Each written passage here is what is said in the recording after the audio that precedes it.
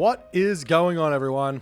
My name's Boit, and I'm back with some more Age of Mythology. The Titans action spawning in the left side of the map in the blue color, playing as Odin.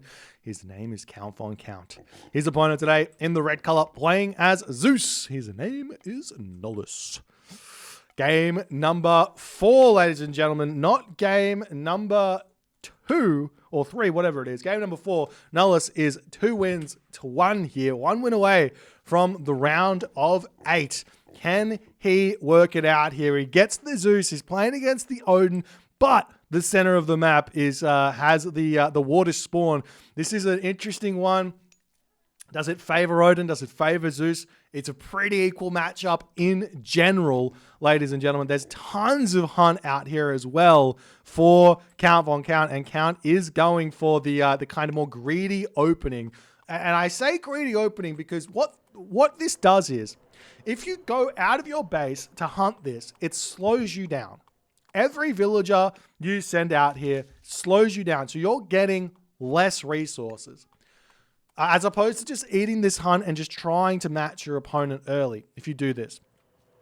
There's nothing wrong with it, but it does limit your strategies to some degree. So Count von Count, basically, he needs to be greedy here to make use of this. Having the hunt in his main base is going to be great. Having the pigs in his main base. There's tons of hunt here, so this is as good as it gets for Count, but it does mean that Nullus is going to be able to spam hoplites, minotaurs, Toxotes, if he so chooses, or he can also decide to go for, what is this granary over here? He's got, that's a weird one, or Nullus can go for Centaur here and try and make that work, as this is one of Nullus's things that I'm really not a fan of. I want to talk you through build orders and why I'm not a fan of this. So Nullus is a huge fan of putting down multiple granaries in the Archaic Age. Now, why is this maybe not the best of ideas? Okay, so in Age of Mythology, the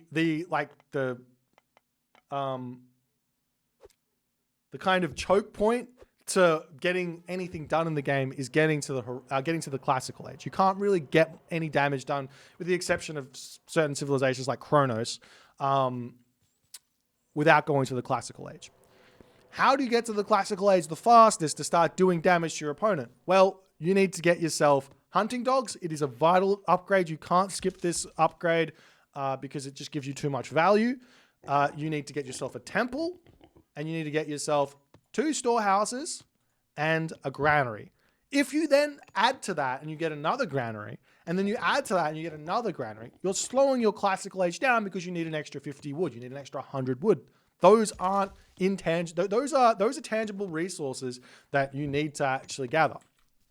And this is something that Nullus does quite a bit. Now, on the flip side here, if you advance really fast, it means you've delayed villagers from coming out, which means you're getting less resources.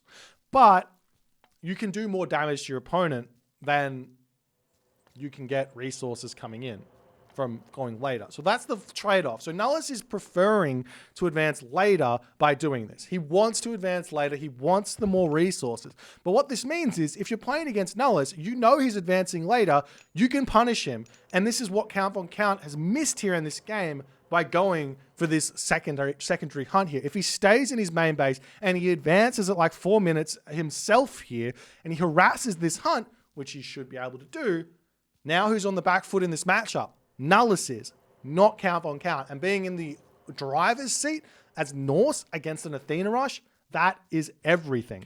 That is absolutely everything.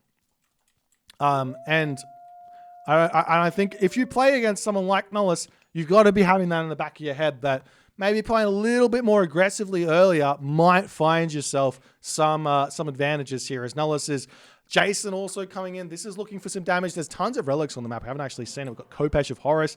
That's going to be very, very useful against those. That's going to be very, very useful against the frost giants that might be coming. But Count von Count gets a pair of golden lions there, giving himself 2 lions there in the game. System of Bast also on the map there, reducing the villager cost by 5 food.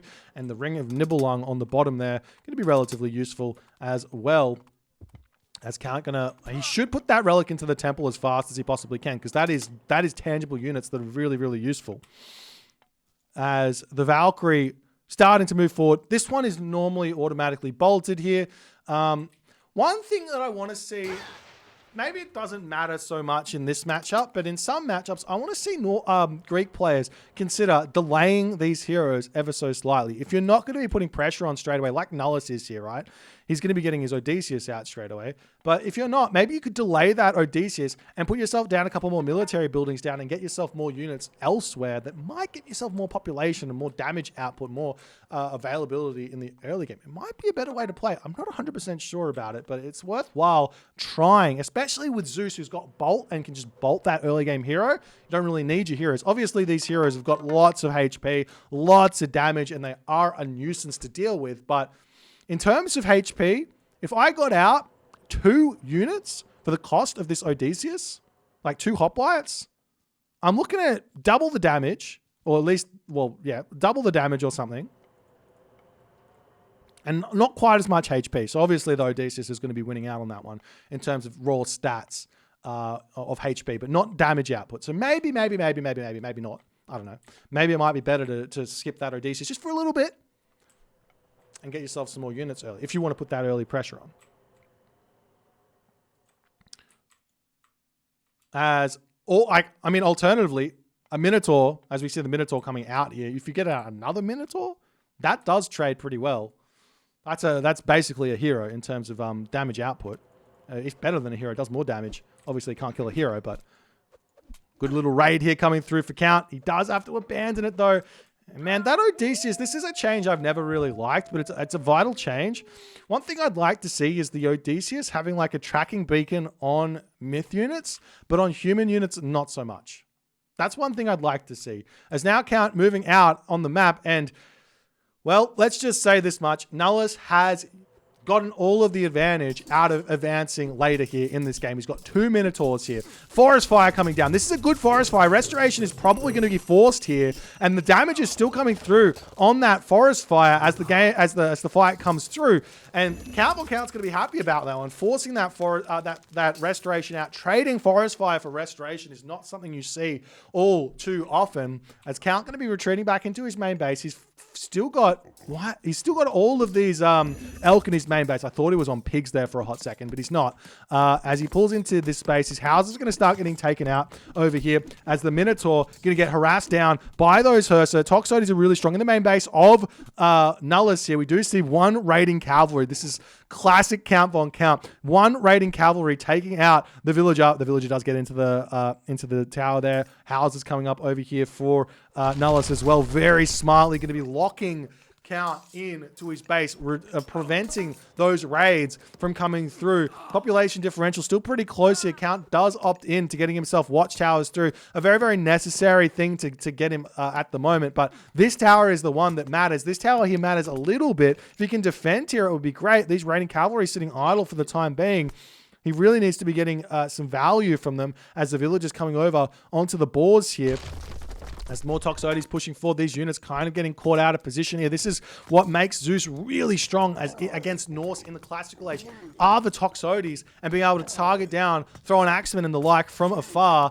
As the army now coming over, going to start putting pressure onto this temple. The raiding cavalry still idle here for Count von Count. As this one trying to make a retreat back. There is this villager over here that could be harassed. There's villagers on this position here still idle, not getting any value out of those at the moment as Count is in full panic mode. Houses coming down over here for Count as well, as he's like, where's all my population? I've got 72 population, but where's all my population? You've got 10 here. As finally Count notices it, he's going to be attempting to bring those units back. He does get greeted by this wall here. Not going to be able to break through that without taking down those houses.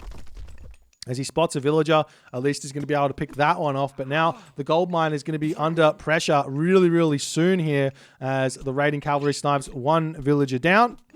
And where to next? Is the army going to be retreating back to try and deal with this? Obviously, these villagers over here are going to be a liability. Raiding cavalry getting misclicked there by Count von Count as he's going to lose all of them as Nullus comes through. And this is just too much damage that Count is suffering in this game. And now all of the threat that Count had with sneaking those raiding cavalry through and having them sitting idle there is gone. He cannot use those anymore because they're dead. And he's down 10 population. He's looking to take a fight. He cannot take these fights. Shashet does get some good snipes down over on this position, though, before probably needing to retreat away. Is there any way to speed walk these units away? It would be a good play there from Count. He does manage to snipe one Toxodi over there before attempting to move over and snipe the other one. No, just going to be retreating away, losing that one, though. Pulling in underneath this watchtower might be a place in which he can fight here. He's only got a handful of Hursa in his army there, as well as those are going to get taken out really, really easily. Meanwhile, villagers are sneaking this hunt on that position there. Villagers are on this hunt over here as well. Gold getting grabbed here. There is a gold mine on this position he could potentially sneak to as well if he really wants to, as the gold is just about to be expired here, and Count is nowhere near the heroic age, which does scare me. Normally, heroic age is the kind of play before you get that gold mine expired, but it's not going to be happening here.